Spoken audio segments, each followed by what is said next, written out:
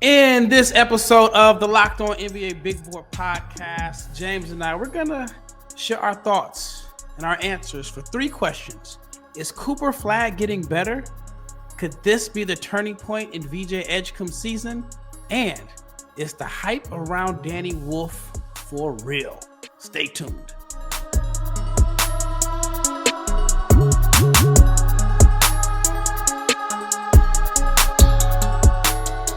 Big shout out to each and every person that has made the Locked On NBA Big Board Podcast your first listen of the day. I'm your host, Rafael Barlowe, along with my co-host, who happens to be my younger brother, James. And this episode is brought to you by Game Time. Download the Game Time app, create an account, use the code Locked On NBA for $20 off your first purchase. And I want to let you know that your favorite Locked On NBA podcast has a newsletter. Check it out, lockedondaily.com. It is your one stop for ultimate team and league coverage. So whatever team you support, you can get a newsletter delivered right to your inbox at lockedondaily.com. Make sure you hit the subscribe button and click the bell so you can be notified every time we drop an episode, because we're coming at you 5 days a week. We are your daily source for NBA draft content. Today is Wednesday, January 8th. There were some pretty good games, college basketball games last night. I was at the Lakers-Mavs game, and I actually sat in the press box because they have TVs. So I was trying to watch the Lakers-Mavs game with my eyes, but then also watch some of the college basketball games on TV. I saw Duke and Pitt. I saw Florida smacked Tennessee, which caught me by surprise. And so I wanted to open up this episode talking about Cooper Flagg. We talked about him, I guess it was Sunday. James was at the game against SMU on Saturday. And my question is Cooper Flagg actually getting better? Flagg had another strong performance. And if you look at the stats, you won't say it was like a dominating performance, but if you like watch the game, you saw that he was in foul trouble in the first half, only had like 5 points, and then he still finished with 19 and 10, some highlight reel dunks. He just showed you the whole package yesterday. So James, my question to you is, I know I've went 3 minutes straight without letting you get a word Good, in. man. I'm a shine anyway, Rob. My question to you is Cooper Flagg getting better? Before I answer that question and partly answer that question, normally, Raf, I get tired of talking about people, especially since like the last time viewers, listeners heard from me, seen me. I talked about the live scouting report with Cooper Flagg. But like, to answer your question, he's just getting better. Like, you have to acknowledge it. This isn't, I don't feel like this is us chasing, like, nah, we're not trying to ride a wave. Dude is getting better. I talked to you earlier today offline. I'm still pushing the small forward agenda. I mean, I saw a pullback jumper on the baseline. I saw him at the top of the key in the second half, rip through. Dude tried the hand check. He pushed his hand check off and he banged with two hands. Obviously, we saw him push the ball up the court in 3 dribbles and bang on a dude. I saw him get an isolation in the post, back down. He first of all reverse pivot, back down, left hand hook. And on top of all of that, like, he's shooting 41% from 3 over his last 7 games. And these just aren't, I mean, they are catch and shoot threes, but these aren't just standstill threes. They got like some kind of elevator action that they run for him at the beginning of the game. He's getting top of the 3, catch and shoot, like movement threes. He's getting better. It's like he turned 18 and like the dog got bigger, even though he was already a dog. Like, he's the number 1 pick. I still think that you can entertain Harper, but Flagg is the number 1 pick in the draft. I mean, like, I think that, to make a long story less long, Jazz tanking, Nets acquired D'Angelo Russell. They're kicking him in the shin every game to make sure he doesn't play, because when he does play, they mess around and almost win games. The Wizards dudes are starting to, Pool's hip is starting to hurt. I think it's time for some other teams to get in on the action. It's time to start tanking for Flagg. Yeah, I just did my mock draft 2.0. I just released the lottery version, and I had, based off the standings, the Wizards won. And imagine like a Cooper Flagg, Alex Sarr front Bilal. line, With Bilal Bilal's boxed Coulibaly up. defense.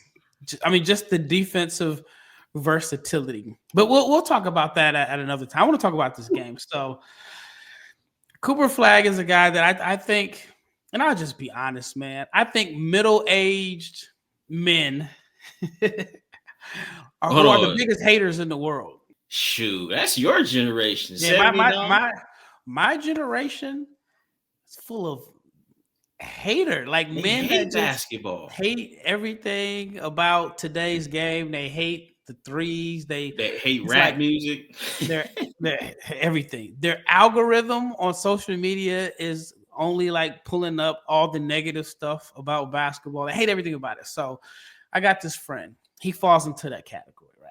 I mean, he is, I hope he's not listening, but he's like the bitter middle-aged man that hates that the game is not played the way it was played when he played college basketball.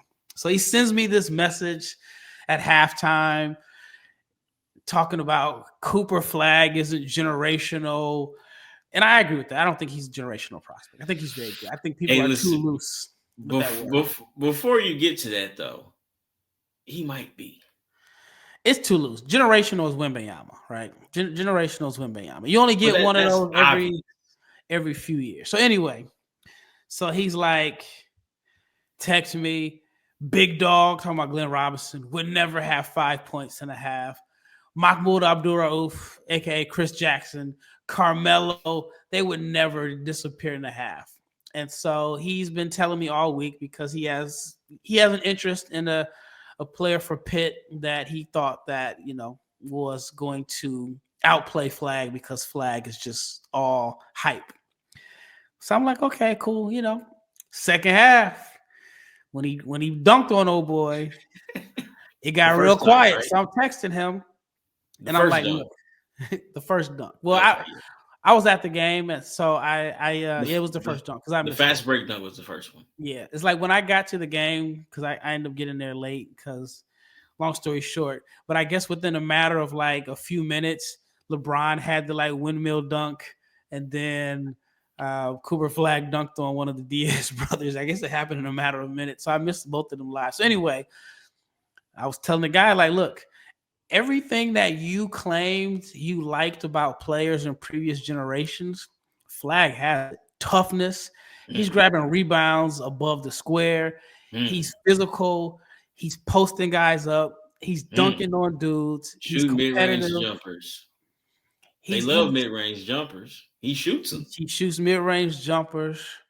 And I didn't want to, keep harping on the age thing. I was like, this dude's supposed to be in homeroom, man. He's supposed to be in high school still. I was like, Cooper Flagg is very good, and he's getting better. I mean, I just love the fact that if there's a small on him, he'll post him up. Not settling. If he's getting the ball at the top of the key, even though the handle is still a work in progress, he's still aggressive and facing up. He's not getting the ball at the top of the key and then looking to get it back to a guard and the dribble handoff. I just think Cooper Flagg is getting better. I still would love, for teams to entertain Dylan Harper and maybe even Ace Bailey. You should. Wait. You said Ace Bailey? Yeah, I still think so. I still think Ace is not as physically developed as those guys yet. And so I think that plays a role in some of his deficiencies. I mean, if you're 18 and you're physically developed, you're going to have some advantages. Ace is nowhere near as physically developed as Cooper. But anyway, we're not going to talk about Ace Bailey. But I think that, and of course, the way that, Ace had the big 39-point game, and then he didn't play well in their game last night. And then Dylan, I guess he still has the flu. But Flagg has just been really, really impressive, and I think he's getting better. So you agree? You think that he's actually getting better? Listen, he's getting better, and like I said, the jump shot. I was the percentages were ugly, right? And I know some of our viewers were commenting, he can't shoot, he can't shoot. I think he's almost at like 78% from the foul line, right? That's an indicator that you have the ability to, you have good touch, I should say. Yep. But like I said, he's shooting moving threes. He's probably making at least one moving three a game over the last 7 games.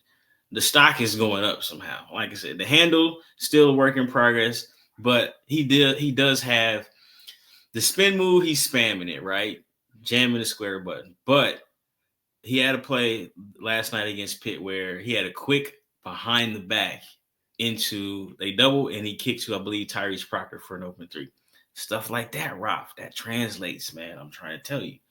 That boy is going to be playing the wing, and I'm going to make sure that you see it because I'm going to tell you about it when he is playing the wing full time in 3 years when he's 21. Yeah, I mean, I just think he's a 4. I mean, the 3 and the 4 is, I don't think there's that much of a difference. But anyway, Cooper Flagg is leading Duke in scoring, 17.5 points. Rebounds, 8.5 rebounds per game. Assists, 3.7 assists per game. 3.7 assists. Steals, 1.6, and blocks at 1.3 blocks per game. He has stuffed the stat sheet. And I think the expectations were so high that it was probably going to be impossible for him to live up to some of the expectations. But I think he's been as good as advertised. The three-point shooting is up to about 31% from three, which you'll take that. He's getting better. I mean, you round up the numbers, 46% from the floor, 31% from three, 78% from the foul line. I think that, especially with the ACC being a little bit down, I think that he could possibly end up 47. If he gets about 34% from three and 80% from the line, I think it's going to be hard for anyone. I just need him at 33% from three. We good. We can work with that. And we've talked about it before, and we'll probably talk about it at length in another episode. The decision to have him play, I think, 16U, while everybody was hard on him for not playing 17U, but playing 16U, playing with the ball in his hands, and playing a role that is a little similar to how he's playing at Duke was a good decision. He didn't work on his guard skills and his playmaking and his, he just didn't work on a lot of his stuff in the empty gym training. He did it against live action, and now you can see some of the stuff that he was showing playing 16U is translating. And the scary thing about Flagg is that this position that he's playing now, there were flashes of it like 2 years ago when at least I thought he was more so of like an athletic play finisher. He's going to be really, really good in a few years once he continues to get reps as a ball handler, passer, and shot creator under his belt. So you starting to believe, man. I can see you still. I mean, I wasn't a doubter. Not doubting him. I'm talking believing him with like full-time wing ability. You see it, dog. It's okay. You just basically said it. But I thought, like I've been saying it. To me, the biggest advantage for him at that is as a 4-man, because you can still play him as, a play finisher, even if all of this stuff doesn't develop. All right, up next, we're going to talk about VJ Edgecombe. VJ had, in my opinion, what is his best game of the year. So the question is for VJ, is this going to be the turnaround that helps him live up to the hype and expectations that he had coming in to this season? All right, before we talk about VJ, I want to talk about a new sponsor, a brand new sponsor for you, and it is the Ultimate College Basketball Head Coach. If you've ever dreamed about being a college basketball head coach, I know a lot of you have. This is a chance to step in those shoes. The Ultimate College Basketball Head Coach gives you control of every detail of your program, from recruiting players to hiring the coaching staff to overseeing training camps to handling the NIL deals. That should be fun. And managing scholarships. And it is all in your hands. And when it comes to game time, you get to draw up the offensive plays. You get to create your strategy. And the way you play won't just affect the current season. It will shape the future of your school's basketball program. It's a game that lets you feel the full weight of what it means to be a head coach, and even now like a college GM, and lead your team to glory. And here is a special offer for Locked On listeners. If you use the promo code Locked On CBB, that's all caps, Locked On CBB, inside the game store, you get a free boost to your program. It's the perfect way to kickstart your coaching career. Download Ultimate College Basketball HC. Just visit ultimate-cbb.com or look it up in the app stores. Again, Ultimate College Basketball HC to begin your coaching legacy. All right, second segment. Let's talk about VJ Edgecombe. In my opinion, VJ had his best game of his college career. It may not be the best game statistically, but it was, to me, the best game against the best competition. He had 18 points, 4 rebounds, 2 assists. He was 7 of 13 from the floor. He made 2 of 4 from deep. In Baylor's 20-point win over Cincinnati, they won 68-48. I thought it was his best game. What are your thoughts? And actually, before you get into that, I thought it was the perfect or close to perfect bounce back game after the way he played against Iowa State, where he was 1 of 9 from the floor. What are your thoughts on VJ's performance against Cincinnati? All right, let me break this down into 2 parts. Let me start with, I guess you could say, the good. He's making threes now, which is a good sign. I wasn't a non-believer in the shot. I'm skeptical on the creation as far as like creating his own shot. I'm supposed to be being positive. All right, let me start that. He's making threes now, shooting 44-36 splits in the 3 Big 12 games that Baylor has played. And that's including that 1-for-9 performance against Iowa State. In 2 games against SEC competition, he shot 39% from the field and 31% from 3. And I will say this for a positive. When he slows down, he shows flashes of being a good decision maker. He made a few plays in the second half. I know he hit a guy on a dump off, hit a left-hand pass. I think he had a play where he put a guy in jail. Also, swing pass. He needs to slow down. But so I guess this is the second part, or the me hating. They played 3 games. Utah, not very good. No disrespect to Utah. They're 0-3 in Big 12 play. Iowa State, he was 1 for 9. They got slapped. Iowa State is a top, I believe, 10 team. They were number 3. Shout out to Iowa State. They were number 3. Shout out to Iowa State. James is an alum. I'm an alum, you know what I'm saying? My degree's back in Nebraska, but you know what? I got the paperwork. All right. And then they just beat Baylor. They slapped Baylor, they beat Cincinnati, who is also 0-3 in Big 12 play. With that being said, is this the turnaround point? I don't know. I'm still questioning because, again, the main thing that we've seen from VJ, obviously, he's a very good athlete, right? He rebounds. The assist numbers look really good. The individual creation has been, and his best games have been against nobody, relatively speaking. So, is this a turning point? I don't know, because this is more so of what we've seen from him this year. Against the really good teams, he hasn't played well. Against the average to not very good teams, he has played well. So I am still on the fence as far as this being the turning point for him. Well, Cincinnati was ranked. I mean, I want to say they were ranked about a week and a half ago. I think Cincinnati is a formidable opponent. He has another game coming up Saturday against Arizona State, which is 10-3. Then after that, Baylor plays Arizona. So he does have, some pretty quality opponents coming up within the next week. Not ranked, not top 10 teams or top 20 teams. Maybe they could end up, within a week. Who knows where they'll be ranked. I think it's a positive sign, but I'm impressed with the bounce back performance against Iowa State, because on this podcast, I think, and I'm biased, but I think we are very fair. We'll give credit where credit is due, but we're not afraid to be critical when it's time to be critical. And so we've been pretty fair about VJ Edgecombe. I think we've probably been more critical than positive. But I think the numbers kind of support it, especially in the bigger games like the Gonzaga game, the game against Tennessee. Arkansas.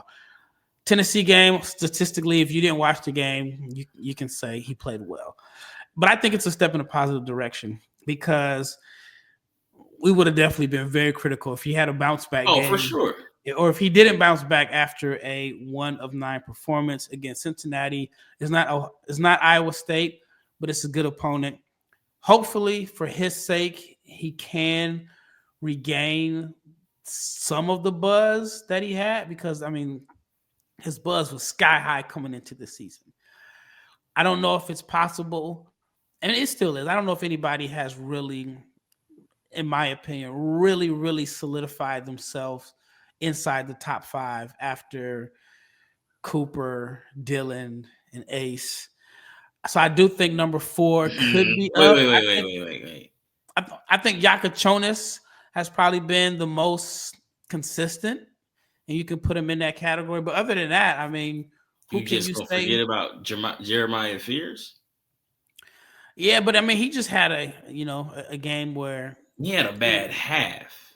yeah, but I I mean, feel like like his highs have been just as high as anybody else's in college basketball, his highs have especially been to high, put himself into the top 5. but I can't say he's a lock top 5. And then he's got a gauntlet of a schedule coming up in the SEC. That's So will true. he be still standing as a top 5 pick after the season? Because I mean, I think the guys in the SEC are going to beat each other up, and so um, who's who's going to be standing after all of that? Because you're going to have some guys that are going to have some strong performances, and you're going to have some guys that are going to really struggle. But that's just because the conference is that tough. But yeah, I don't know. I mean, I think maybe there is a chance if he has some really strong performances. Luckily, that the Big 12 it's a good conference, but it's good enough to where you got some strong opponents, but there are some games in there where you can kind of get your numbers up. So I think that this is going to be a turning point in VJ's season. I James can't says, I can't yeah, jump off the porch for that one yet, man. Because listen, he still got Houston twice later this year. Arizona's good by name. You still got Kansas. I mean, he's gonna have every opportunity, but like I said, I'm still on the fence, man. I looked at Cincinnati's schedule, man. I think they got like one quality win, and that was against like Dayton. I mean, they lost to Villanova, who's up and down. They beat a lot of directional schools early on. So, but hey, VJ, you did what you're supposed to do. You play well against the team that's in front of you, and we'll see what he looks like with these next tests.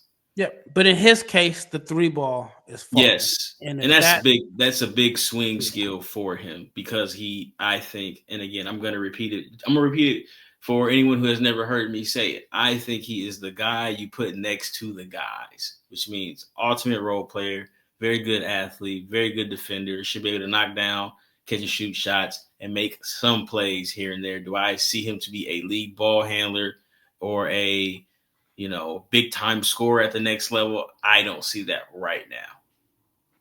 Which is fair. All right, up next, we're going to talk about Danny Wolf. Before we get into the last segment, let's talk about my personal favorite app when it comes to purchasing tickets. And I just used it a couple days ago. It is the Game Time app. So whether it is going to live events, sports, music, theater, or comedy, or more, Game Time is the best place to get tickets. And now Game Time has made it even easier to get tickets for your favorite events with their new feature, which is Game Time Picks. This feature filters out all of the fluff and it shows you only incredible deals on great seats. So you do not have to waste time searching through thousands of tickets. I recently bought some tickets to an event using the Game Time app.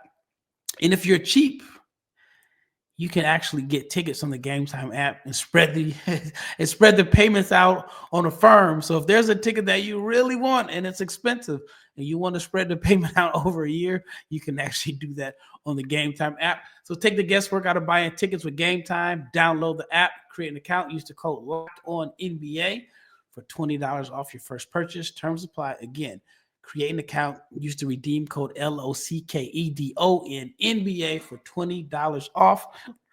Download Game Time today. All right, last segment. Danny Wolf, 7-footer, extremely skilled, definitely worthy of some of the buzz and the hype that he is getting, at least in my opinion. But I want to ask you, James, is the hype real? And more importantly, is the Danny Wolf first round NBA prospect hype legit in your eyes? Yes. Well, maybe. Uh-oh. I have him right Hey, now. how are you going to go from yes to well to maybe?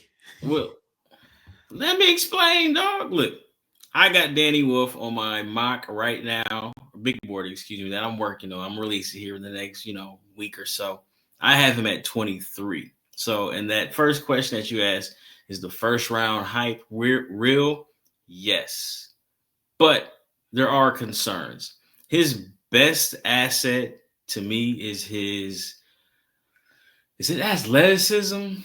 I think playmaking size is his best asset, but he's a turnover machine. So the instincts are there. The 4-5 pick and roll that he's running right now at Michigan, I'm not buying him as a 4-5 pick and roll at the next level, but I do think he can pass. I do think he turns the ball over a lot. I think short roll, pick and pop handoff is where it's going to evolve into. But the 4-5 pick and roll, he forces a lot of passes, almost to the sense where, dang, I'm going to sound like a hater. I think he passes the ball for assists because he can't pass. Because I've seen him not just last night. Last night against UCLA, he had 7 turnovers, right? That's really not acceptable under any circumstance. But even the game, I saw him play Wake Forest, right? I watched the Oklahoma game. He gets so locked on to passing the ball to the big, it's like, are you really a very good playmaker if you lock on? It's like, I got the perfect analysis, Ralph. Jameis Winston, man. Jameis Winston is a great fantasy player because he's going to throw for 300 and he's going to throw for 3 touchdowns, but he's also going to throw 3 picks. You know what I'm saying? And the picks, they hurt, but they don't hurt as much as the other stuff helps. I say that because they lock in and it's like the stats say, oh, he's a very good passer. He's almost at 4 assists. But even throughout his career at Yale, he's a negative assist to turnover ratio guy. I think he needs to be reeled in. I'm not necessarily buying the 4-5 stuff. I do buy him being able to stretch the floor and make shots. It's almost like a white on white comparison / school comparison to compare him to Mo Wagner, right? Because Mo kind of shows some of those similar skill sets to me. So the hype is real, but some of the hype isn't real, to answer your question.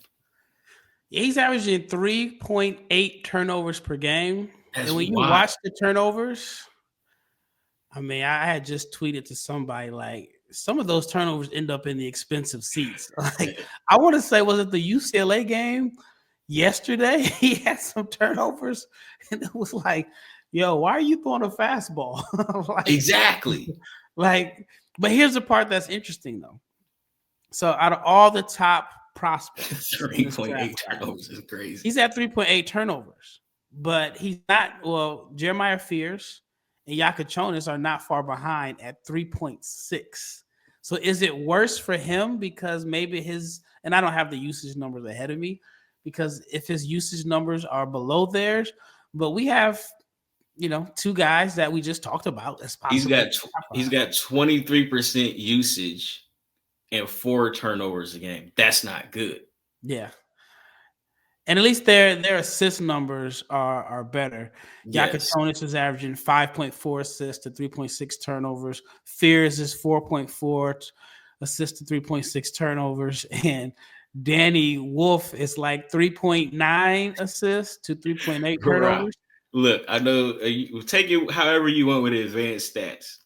Okay, so we said that he's at 3.9 turnovers, and my man Fears is at 3.6. If you look at turnover percentage, which is, I guess, however many turnovers on the floor, he's at 28%. and Fierce is at like 20. So is he really that dynamic of a playmaker? I don't know.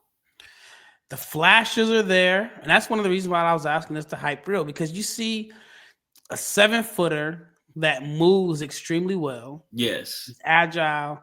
He's got a little flash to his game. I've seen him, a little and one hot sauce from time to time in his game. I mean, he's very intriguing. He's very, very intriguing. He's a player that if you're watching a game, you're going to notice him from the size, the way he moves.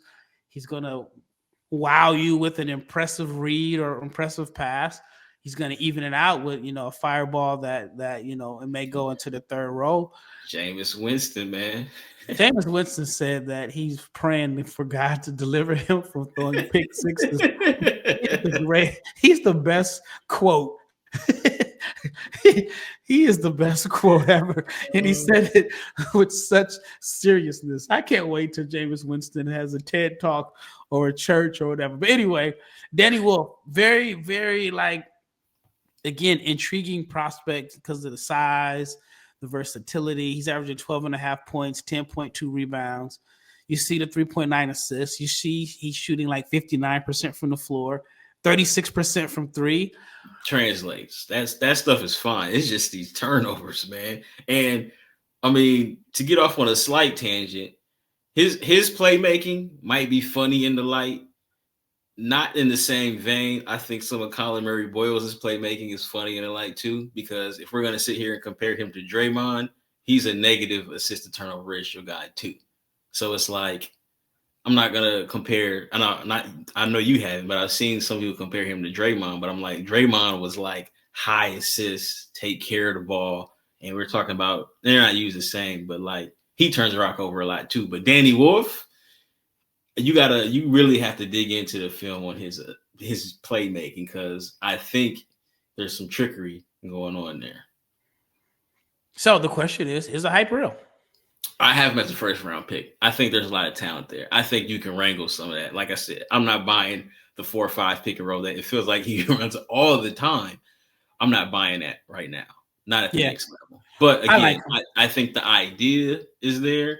You just got to reel it back. If he's playing with a dynamic pick and roll point guard and he continues, let's say he's a 34% 3-point shooter. All right, now you got to close out on him. Now he can make plays, hit guys in the corner, or throw that lob, because he does throw lobs. But him bringing the ball up the court and calling for screens, nah, man, the numbers don't suggest that is a strong point for you right now. I like him. I like unique players that are. And again, I have him at 23. But go ahead. Yeah. But I like unique players that are like wild cards. I mean, just kind of, in football, they had the Wildcat offense that they were using a few years back. I like guys like that where you can, just kind of get creative. I mean, I would definitely play him at the 5 and try some different things with him if I were an NBA coach. Well, that wraps up this episode of the Locked On NBA Big Board Podcast. Let us know your thoughts. Flagging bet. This is the turning point in DJ Edgecombe season, and is the hype real surrounding Danny Wolf? Once again, thank you for making this your first listen of the day. Check out the Locked On newsletter, and we are out of here.